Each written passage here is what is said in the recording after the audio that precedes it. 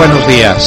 Son las 6 de la mañana de este jueves 22 de enero de 2015. Esta es la hora de la verdad y estos son temas y asuntos que trataremos en la grata compañía de ustedes durante las próximas horas. Ayer fue el segundo día de audiencias ante la Corte Suprema de Justicia en el proceso que le sigue al doctor Luis Alfredo Ramos Botero, expresidente del Congreso de la República. Les contaremos qué pasó, cómo la Procuraduría y la defensa del doctor Ramos hicieron causa común en un tema fundamental y tuvieron éxito, porque seguimos pendiente de uno de los juicios más importantes que han tenido lugar en la sede de la Corte Suprema de Justicia, contra el doctor Luis Alfredo Ramos Botero, quien iba a ser el candidato a la presidencia de la República si no interviene de la manera que intervino la Corte Suprema de Justicia, que ha resuelto cambiar el destino de la política del país y perseguir a todo el que tenga perspectivas presidenciales. Por eso está siendo también indagado el doctor Oscar Iván Zuluaga, como lo fue Andrés Felipe Arias. Es una misma línea, es la intervención descarada del Poder Judicial en la política colombiana. Este será tema fundamental. Aquí me corrigen y me dicen que es el tercer día de audiencia, pero bueno, segundo o tercer día, ayer tuvimos día de audiencia. Las audiencias empezaron el día lunes, entonces martes, miércoles y jueves. No han terminado el aeropuerto El Dorado y ya se necesita el otro. Pero no es falta de planeación, no es un error en los cálculos, no, es que nos fue demasiado bien. Y como nos fue demasiado bien, llegan y salen demasiados pasajeros y el aeropuerto del Dorado se construyó chiquito, no sirve para la ciudad de Bogotá. Pero la culpa la tiene el éxito. Es que como nos va demasiado bien, por irnos demasiado bien, tenemos estos problemas. Como nos fue también demasiado bien con el asunto petrolero, recuerden ustedes que Colombia iba a tener que empezar a importar petróleo por el año 2007, por ahí, 2008 si acaso. Pero el presidente Álvaro Uribe Vélez hizo el diseño de una estrategia que tuvo grande éxito y que llevó a Colombia a producir 1 millón de barriles de petróleo.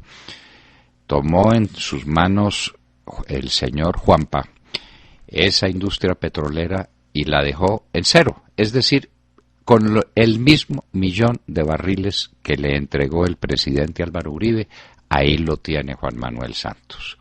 Solo que por razones de precio internacional se disparó el ingreso petrolero y Santos se dedicó a vivir del ingreso petrolero, la enfermedad holandesa en todo su furor, y ahí estamos pagando el pato. Pero la culpa la tiene el que nos fue demasiado bien con el petróleo.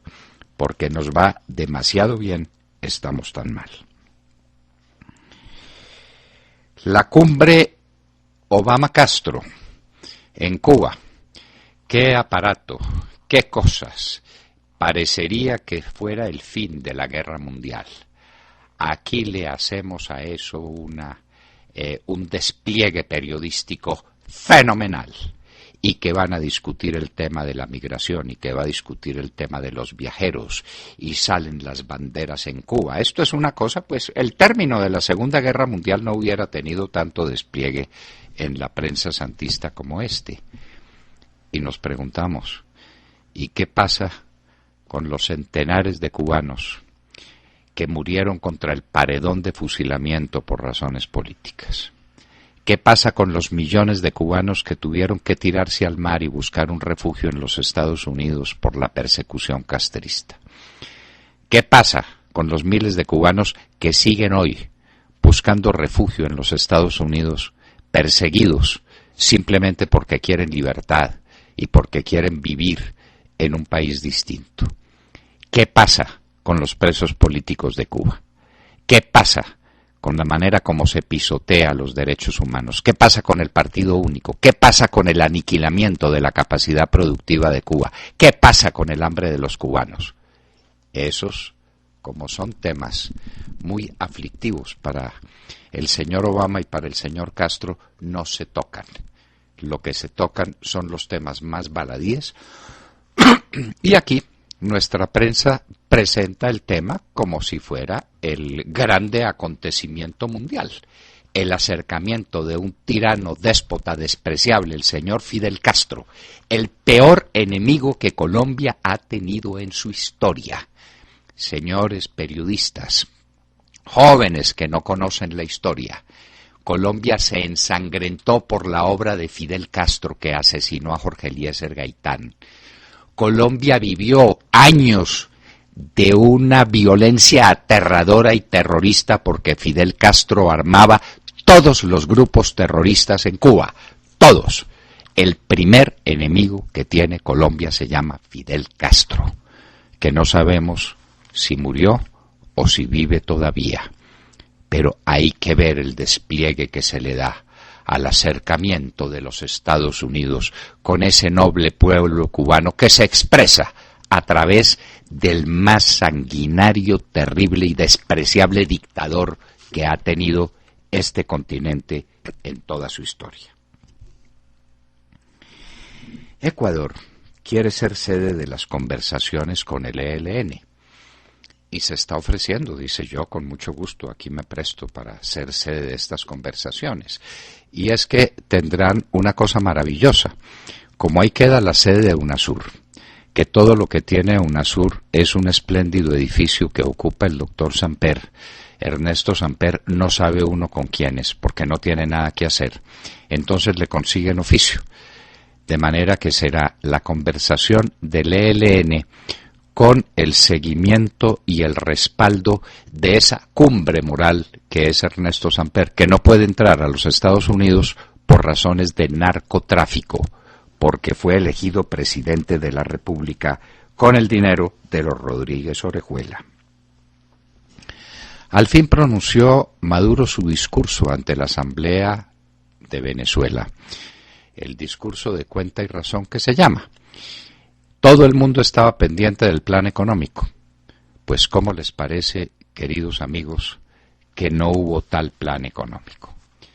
Se mantuvo en que se está estudiando y en que ya lo presentará, porque no sabe qué hacer, porque está desesperado, enloquecido, porque ni sabe de dónde viene ni sabe para dónde va. Dijo que se mantendrá el dólar a 6.30 bolívares, que con eso ya la economía venezolana está perdida, que para las importaciones más necesarias para el pueblo venezolano, ahí tienen ustedes el origen del contrabando y de todas las perversiones, cuando el dólar ya está valiendo cerca de 200 bolívares. Sobre el precio de la gasolina, dice que eso tendrá que ser motivo de debate, es decir, mantiene el precio de la gasolina, el contrabando de la gasolina, los problemas inmensos con la gasolina. Ese señor definitivamente es el más grande inútil que han podido elegir como presidente en ningún país. No hubo nada de nada. Anuncio de las medidas económicas de las que debió hablar en su discurso y no habló. La Iglesia colombiana se opone a la adopción de niños por parejas gay. Es que la Constitución dice que una familia está integrada por un hombre y una mujer. La Corte Constitucional como que quiere derogar la Constitución.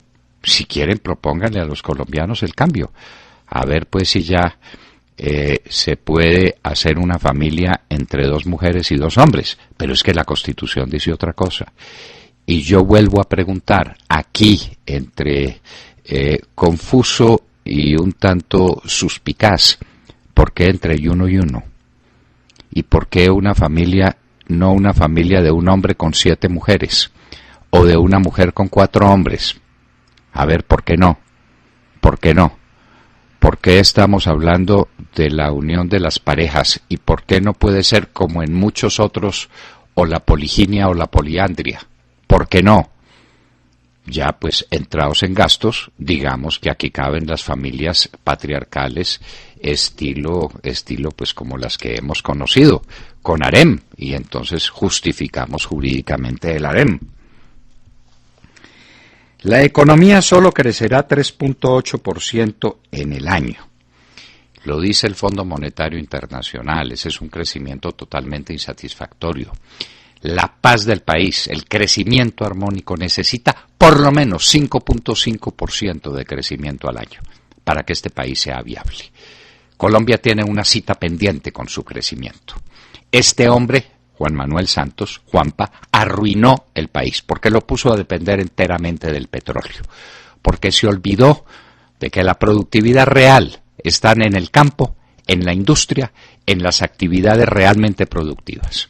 Magnífico el petróleo, magnífico, pero dejó contagiar a Colombia de la enfermedad holandesa porque era muy cómodo, es muy cómodo tener un dólar bien barato para traer cosas bien baratas que le compitan a la industria colombiana, que la arruinen, el campo no fue negocio, no lo desarrolló y entonces ahora estamos condenados a un crecimiento inicuo de 3.8%, y decimos inicuo porque viene aparejado con desempleo, con languidez de la economía, y cuando la perspectiva es de 3.8 puede ser bastante menos. 3.8 es si no se ponen más bombas, si no hay más presiones sobre las petroleras, si hay orden en el país y si no hay entrega del país a las FARC, lo que producirá un desaliento terrible en la productividad. Ya tenemos noticias, se los contará William Calderón al oído, de cómo se está preparando la entrega a las FARC de las mejores tierras del Huila. Ya lo están esperando los huilenses y ya lo están preparando los delegados del gobierno. Se los explicaremos. Los magistrados viajeros. Antes eran los congresistas viajeros. Los que tengan mi edad parecida recordarán como uno de los motivos de mayor desprestigio del Congreso de la República fue precisamente el de los viajes de los congresistas, al que la Constitución del 91 les quiso poner coto para limitarlos a lo estrictamente necesario y en condiciones muy especiales. Pues ahora, con el crédito del BID, les dio la viajadera fue a los magistrados, 657 millones de pesos. Y no es tanto la cifra, es el ejemplo que dan, es el hecho en sí mismo de estar viajando por cuenta del erario público. Dice, no, es que eran viajes absolutamente indispensables. ¿Cómo para qué? Para aprender. En tiempos del Internet hay que aprender viajando. Y además a los magistrados de la Corte Suprema, del Consejo de Estado, del Consejo Superior de la Judicatura, el fiscal, se los elige porque supuestamente ya aprendieron. No se los elige para que aprendan. El Boko Haram, la organización guerrillera feroz, islámica, entre comillas, porque no merecería ese nombre, no lo debiera merecer, de Nigeria, está diciendo que todavía no han visto nada, que efectivamente los asesinatos masivos que se cometieron en un pueblo, al parecer con 2.000 muertos, es apenas el entremés, que atacarán en Fuad, en Char, en todas las naciones vecinas y que todavía no han visto nada. Boko Haram al ataque. Japón trata de evitar la ejecución de sus dos súbditos, de sus dos connacionales, hablando de los japoneses, que fueron presentados en la televisión por estos salvajes del IS, del Estado Islámico, anunciando que como Japón no paga $200 millones por su liberación, serán ejecutados. Desesperación en Japón, no en el mundo entero. Estos crímenes atroces sacuden la conciencia universal. Putin está igualitico a Maduro.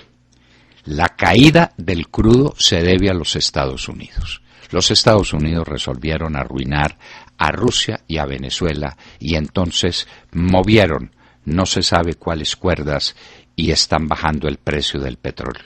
Los Estados Unidos, por Dios, que son el país que tiene que pagar una factura petrolera altísima. Era gigantesca. La han reducido porque se dedicaron a lo que uno se tiene que reducir cuando algo le falta, que es a buscarlo. Y resolvieron encontrar petróleo, el esquisto, y le dedicaron grandes esfuerzos a un desarrollo tecnológico científico de la manera de obtener ese petróleo con el menor daño ambiental y en las condiciones más eficaces posibles. Y todavía les faltan como 3 millones de barriles diarios para ser autosuficientes. Pero ellos, los grandes compradores de petróleo, son los culpables de la baja en el precio del petróleo. Buena esa, señor Putin. Y luego dice que evitará la recesión. Lo mismo que Santos, igualitico, pero es que ¿cómo se parece la gente? Que para eso tiene 180.000 millones de euros. Bueno, vaya, evite la recesión con 180.000 millones de euros. Son sus reservas, gástese las reservas en puro consumo o las va a gastar en planes productivos o qué va a hacer el señor Putin. Rusia dice que no tiene tropas en Ucrania.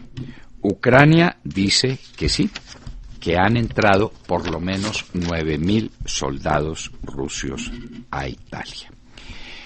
Y en Argentina sigue el escándalo inmenso por el asesinato del fiscal que estaba investigando a la señora Cristina Fernández, con una condición muy particular, que ustedes han oído decir que las ratas son las primeros que abandonan los barcos cuando están naufragando. Pues a Cristina Fernández la están dejando sola. Sus compañeros no se quieren contaminar con el prestigio de Cristina Fernández y están empezando a hacer campañas políticas por separado.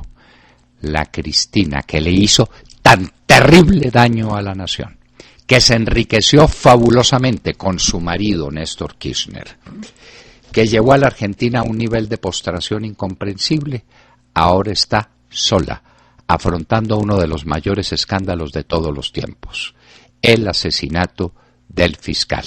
Ya se encontró una puerta secreta por donde pudieron entrar los asesinos, ya se sabe que no tenía el fiscal en las manos rastros de pólvora, y eso es una prueba infalible de que alguien no ha disparado un arma. Entonces, ¿qué va a hacer Cristina Fernández? Afrontar un debate sola porque las ratas ya salieron del barco. Y en Hoy en la Historia, a propósito de Argentina, hay las efemérides de hoy traen una muy particular. En un día como hoy, en el año de 1944, se encontraron en Luna Park, en Buenos Aires, Juan Domingo Perón, quien era coronel del ejército argentino, y Eva Braun, quien sería Evita. El hecho en sí no tiene importancia ninguna, pero es que ahí empieza parte de una historia que tenemos que contar.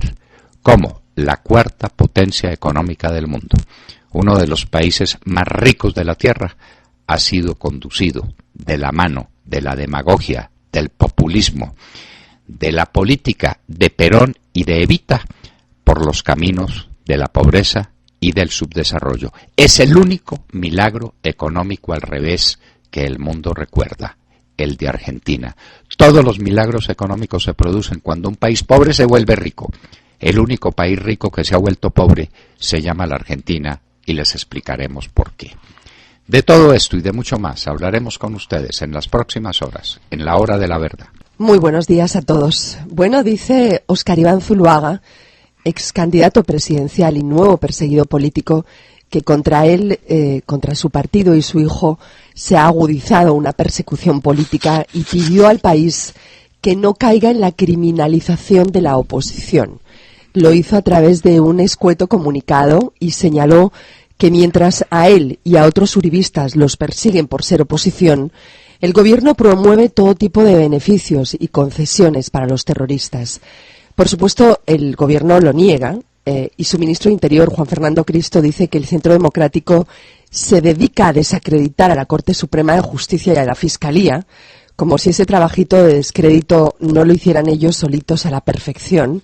Lo cierto es que con el cuento del técnico informático Andrés Sepúlveda, graduado de hacker, siguen la persecución de un uribista más de esa larga lista. Y el cuento con el que salen ahora es un pago que salió desde una cuenta de David Zuluaga, un tema que compete al Consejo Nacional Electoral y que no tiene nada que ver, pero nada, con las supuestas interceptaciones de un presunto hacker, ¿no? Mientras tanto, y como prueba palpable de la persecución al uribismo, que algunos niegan, porque ahí vi que algunos salieron furiosos a decir que no existe esa persecución, salió ayer Monseñor Castro a asumir la defensa del excomisionado Luis Carlos Restrepo, hoy fuera del país, y yo creo que de alguna manera al hacer esta defensa dejó muy claro que sí existe una persecución.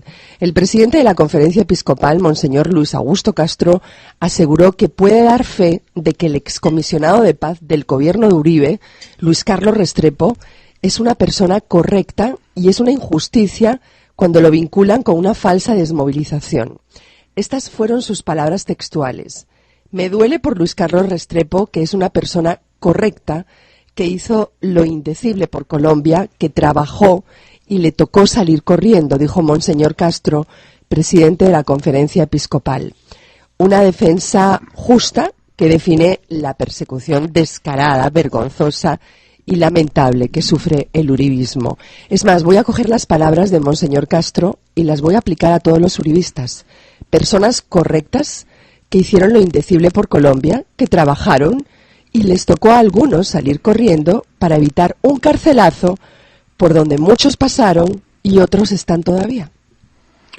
Así es, Montserrat. Usted tiene todavía pagando prisión o pagando pena a un hombre como Miguel Pinedo Vidal, un hombre intachable, que no quiso hacer campaña en el Magdalena para no encontrarse con los paramilitares. La hizo solamente en Santa Marta y sus alrededores.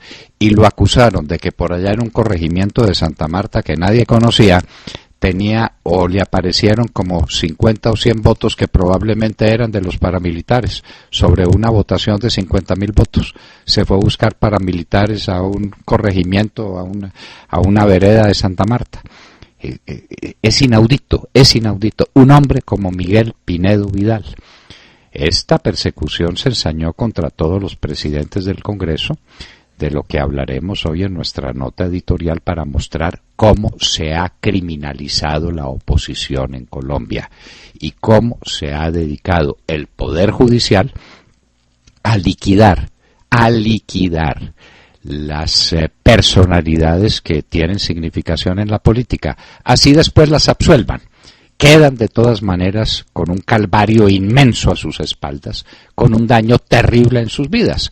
Algunos han sido absueltos, Nancy Patricia Gutiérrez, Carlos García Orjuela, pero lo que tuvieron que padecer, lo que tuvieron que sufrir por estas infamias de un poder judicial que persigue a los políticos que no les gusta, desde luego.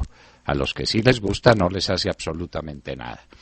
Y utilizando como instrumento los falsos testigos. Aquí quienes dicen la verdad son los peores criminales de la historia que utiliza el Poder Judicial para escarnecer y para encontrar plenas pruebas contra hombres intachables de primera condición moral como los que han sido víctimas de sus persecuciones. William Calderón.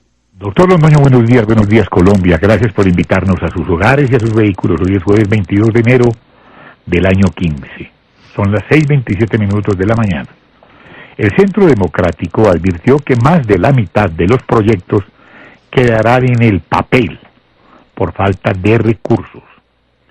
El Congreso aprobó un proyecto de presupuesto bienal de regalía superior a los 18 billones de pesos, basado en un precio del petróleo a $85 por barril. Este dinero será utilizado para financiar obras y proyectos a través de los OCADs y planeación nacional. El uribismo ha advertido que si se mantienen los precios del petróleo a un promedio de $45 o $50 el barril, más de la mitad de esos proyectos no solo se podrán desarrollar, dado que no llegarán los recursos provenientes de la compensación por la explotación de hidrocarburos. El senador Iván Duque le preguntó al ministro de Hacienda cuándo se le va a contar a los alcaldes y gobernadores que las obras no se van a poder financiar. Doctor Londoño, entonces, ¿de qué se hablará en marzo, en la próxima asamblea de Ecopetrol? En la próxima asamblea de Ecopetrol se va a ver el panorama de la empresa, que es un panorama terrible, terrible. Entonces, no vayan a jugar con la empresa obligándola a que distribuya las ganancias que obtuvo el año pasado, cuando todavía había precios rentables del petróleo, cuando está enfrentando una situación desesperada. Sería darle una puñalada. Donde se reúna la asamblea de Ecopetrol, que maneja el gobierno como le da la gana porque tiene mayoría absoluta en ello, y distribuya como dividendos todas las reservas de Ecopetrol para poder financiar la mermelada de Juanpa, eso es el golpe mortal a Ecopetrol. Luego los dividendos de Ecopetrol tendrán que ser mucho menos, para que Ecopetrol tenga recursos con los cuales prepararse para este acontecimiento nuevo, y es que el petróleo ya no vale $100 o 105 o 120 o 90, sino que está como al precio de hoy a $47 el barril, y el de Colombia menos, porque el petróleo de Colombia es un petróleo pesado que no llega a los $47. De manera que tiene toda la razón Iván Duque y tiene toda la razón usted. ¿Qué va a pasar en marzo en la asamblea de Ecopetrol y cómo se va a manejar el tema con alcaldes y gobernadores cuando se les diga qué pena con ustedes, es que les íbamos a financiar obras con las regalías petroleras y de eso ya no hay? Ángela Henao. Buenos días a todos, y la noticia internacional que ponemos en contexto hoy tiene que ver con Cuba y Estados Unidos, quienes, por medio de miembros diplomáticos de ambos países, sostuvieron ayer el primer encuentro oficial desde que el pasado 17 de diciembre los presidentes Barack Obama y Raúl Castro anunciaran el restablecimiento de relaciones después de medio siglo de distanciamiento. Bueno, y aunque el tema central de esta primera visita estuvo focalizada en temas migratorios y diplomáticos, hay un tema que sigue siendo protagonista por su ausencia, y este ha sido precisamente el blanco principal de los detractores de los acercamientos. Este tema son los derechos humanos. Y es que en lo que respecta a los derechos humanos, la isla y el país del norte tienen agendas totalmente propias y diferentes. Washington, por un lado, y según informan los voceros de la Casa Blanca, espera presionar a Cuba para que respete los derechos de sus ciudadanos a manifestarse pacíficamente y a mejorar las condiciones de la oposición. Cuba, por otro lado, tiene sus propias demandas frente a este tema. El diario Granma aseguró que los voceros cubanos expresaron que existen preocupaciones legítimas sobre el ejercicio de los derechos humanos en Estados Unidos y situaciones que se dan en ese país que no suceden en el nuestro. Sin embargo, la postura de Barack Obama para los líderes opositores estadounidenses y un importante sector de la opinión pública está siendo demasiado condescendiente e incluso cobarde frente a estos temas tan cruciales para la región y para el mundo entero. Y es que aunque recientemente fueron liberados 53 prisioneros políticos, todavía quedan muchísimas preguntas importantes sobre las condiciones de su liberación. Adicionalmente, más de 100 activistas políticos que no estaban en la lista de los 53 han sido perseguidos y arrestados desde el anuncio de los acercamientos. Esto sin mencionar la histórica falta de seguridad política para la oposición interna y el gran drama del éxodo cubano. Bueno, doctor Londoño, esperemos que no suceda que por el afán político de restablecer las relaciones y subir los índices de popularidad de Obama, estos temas sigan pasando de agache en las negociaciones. La defensa de los derechos humanos y la denuncia de los atropellos a la oposición en Cuba deben tomar el protagonismo que merecen, sin concesiones. ¿A cuál oposición si no puede haber oposición? El que abra la boca lo meten a un calabozo a que comparta la comida con las cucarachas y los ratones. Esa es la verdad de Cuba. En Cuba no se puede hablar, en Cuba no puede haber un partido político de oposición, en Cuba no puede haber prensa libre, en Cuba la gente no puede pensar por su cuenta, solamente puede pensar lo que le diga el partido, es decir, lo que le digan los Castro, y es con esos con los que Obama está haciendo un nuevo pacto porque seguramente no conoce la historia. Hay que recomendarle el libro de Nicolás Márquez, que estuvo con nosotros al aire en el día de ayer, que se llama El Canalla, que es la historia del bandido que llenó de sangre a Cuba y que hoy aparece en las camisetas de todos los muchachos que desconocen la historia. Un argentino que se volvió cubano y que se convirtió después en el mayor asesino del régimen castrista, Ernesto el Che Guevara. Y le llaman el Che porque era precisamente argentino, y Nicolás Márquez lo llama el canalla porque el equipo de fútbol del que era aficionado Guevara lo llaman precisamente el equipo canalla, de esos nombres que le ponen a los equipos en la Argentina, pero era un canalla. Entonces Obama olvida todo eso, olvida los fusilados, olvida los muertos, olvida la opresión, olvida la ruina del país. Cuba producía más de 10 millones de toneladas de azúcar al año. En este momento produce unos centenares de miles, 600 o 700.000. ¿Qué pasó con el resto? La ruina, porque lo que coge el comunismo lo arruina. Sergio Gel. Doctor Londoño, muy buenos días para usted y para todos nuestros oyentes. Pues abrimos la mañana mirando la situación de desempleo que se asoma en el país, y esto por cuenta de la difícil situación que empiezan a enfrentar ya las petroleras por cuenta en gran parte de la caída del precio internacional del crudo. Pues bien, ¿cómo estará la situación que las alarmas ya se encendieron en el gobierno nacional, que dice ahora a través de la cartera de trabajo y de su ministro Luis Eduardo Garzón que lanzarán una cruzada para evitar los despidos masivos de las compañías del sector petrolero? Yo no vine aquí a ser notario para despidos colectivos, hay que buscar con la voluntad de todos alternativas en materia de empleo en el sector del petróleo afectado por el precio del crudo, dijo el ministro Garzón, quien ya recibió una solicitud de aprobación de la suspensión de contrato a 147 personas que trabajan en la empresa Halliburton. Esto hasta que se mejoren las condiciones por el precio del crudo. Pero pues este tema de la voluntad, doctor Londoño, es un gran interrogante, porque voluntad puede haber mucha, pero si no hay con qué pagar esa voluntad en las cuentas de las empresas, pues se complica la situación. Entre tanto, doctor Londoño, advierte el Fondo Monetario Internacional que el crecimiento de Colombia este año estaría rondando el 3,8%, una cifra muy pero muy floja que se da también en gran parte por esta caída del petróleo y la petróleo dependencia de Colombia. Un pobre crecimiento, doctor Londoño, es una muy mala noticia para la generación de empleo. Ya veremos cómo desde el DANE manejan las cifras, pero lo cierto es que las perspectivas de empleo para este año son cada vez más complicadas en el país, y esto sin sumar un factor al que hay que ponerle también mucha atención, y es la avalancha de colombianos que empiezan a retornar de la quebrada Venezuela, y por supuesto muchos de ellos llegan de nuevo a Colombia a engrosar las cifras de desempleo del país. La pregunta que queda: ¿cuál es el margen de maniobra que tiene el Ministerio de Trabajo ante esta situación? O mejor aún, ¿cuál es el margen de maniobra que tiene el gobierno para enfrentar toda la situación del petróleo en medio del panorama económico que tenemos para este 2015? Son preguntas que hasta el momento quedan sin respuesta. Panorama del petróleo que dejó oscurecer. El presidente Uribe dejó una producción petrolera ligeramente superior al 1.000.000 de barriles por día, con paz en todas las regiones. Las petroleras trabajaban tranquilamente, los que hacían los estudios de sísmica no tenían problema, las exploraciones se hacían en paz, la explotación petrolera cursaba normalmente como en cualquier país, éramos competitivos.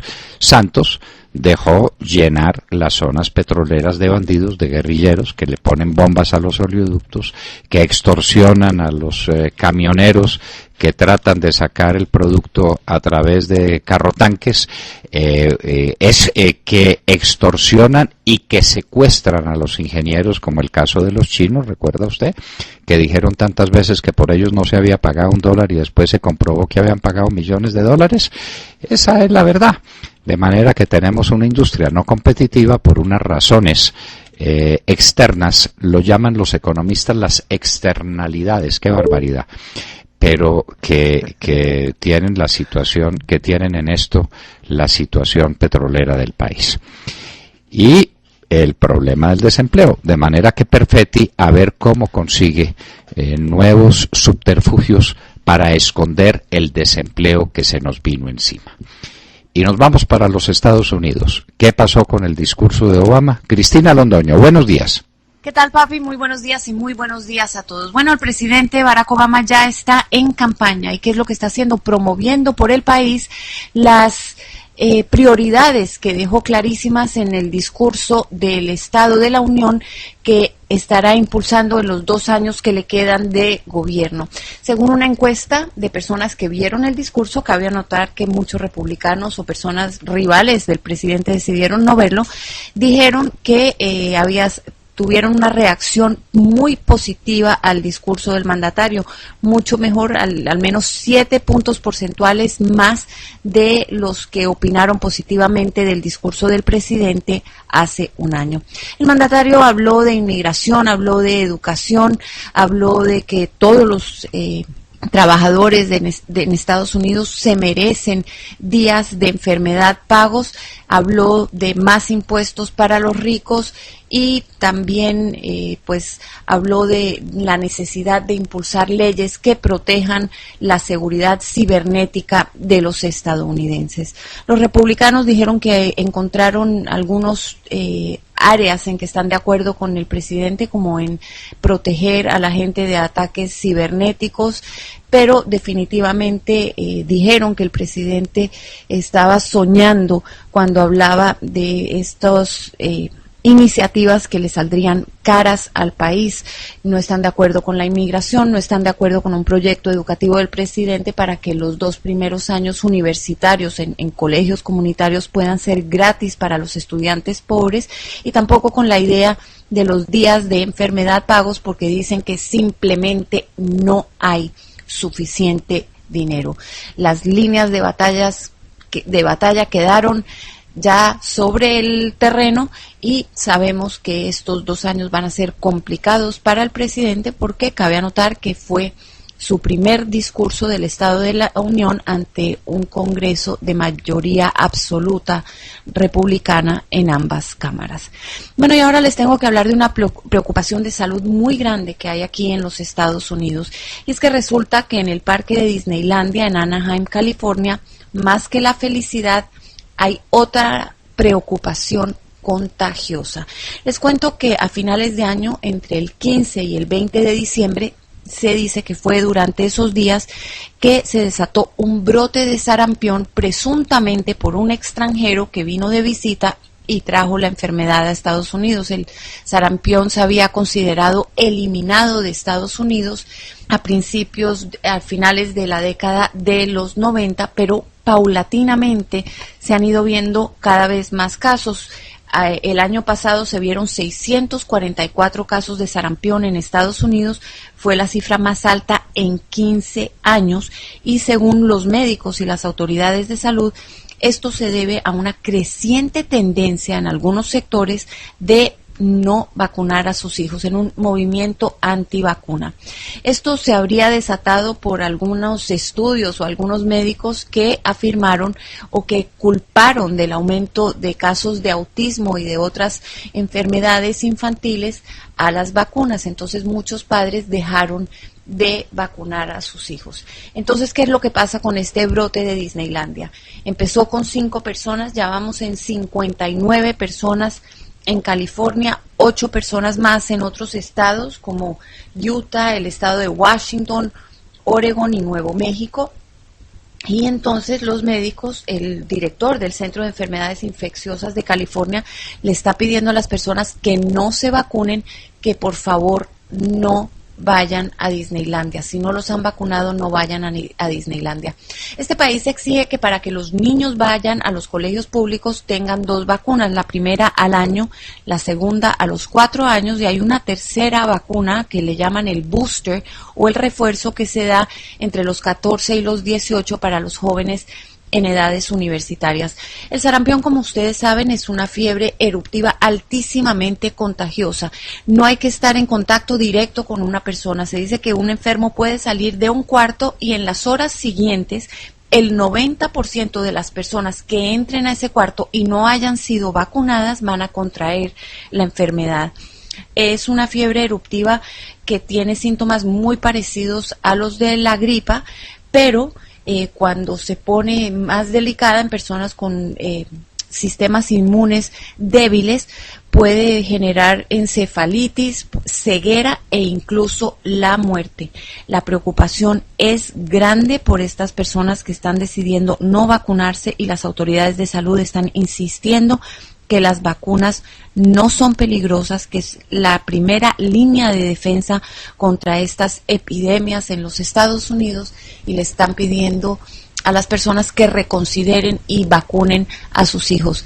Cabe anotar que según un reciente estudio, los 2 sectores de la población que más tendencia tienen a no vacunar a sus hijos son los más pobres, porque no tienen seguro médico y no tienen cómo pagar cuidados de salud, y del otro lado, personas de un estrato social alto, en que los padres de familia tienen hasta másteres universitarios, son los que han decidido e impulsado esta tendencia en contra de la vacunación. Nuevamente, las autoridades médicas estadounidenses y el gobierno de los Estados Unidos poniendo la mano en el fuego por la vacuna y pidiéndole a los padres de familia que vacunen a sus hijos, las escuelas públicas exigiéndolo, pero cada vez más casos de sarampión en este país. Es todo lo que tengo por el momento, papi. Ahora regreso contigo al estudio. Que tengas muy buenos días a todos. Aquí la sabiduría popular habla del sarampión, refiriéndose a muchos fenómenos. Está el sarampión de la demagogia, una demagogia que se extiende por todas partes como se extiende tan agresivamente el sarampión. Pues el sarampión de la demagogia llegó a los Estados Unidos con el presidente Obama y está negociando con Cuba sin preguntarle por los derechos humanos, los derechos políticos, la libertad de los cubanos. Sin libertad no hay valores. La libertad no es un valor, sino que es la condición de todo el sistema axiológico.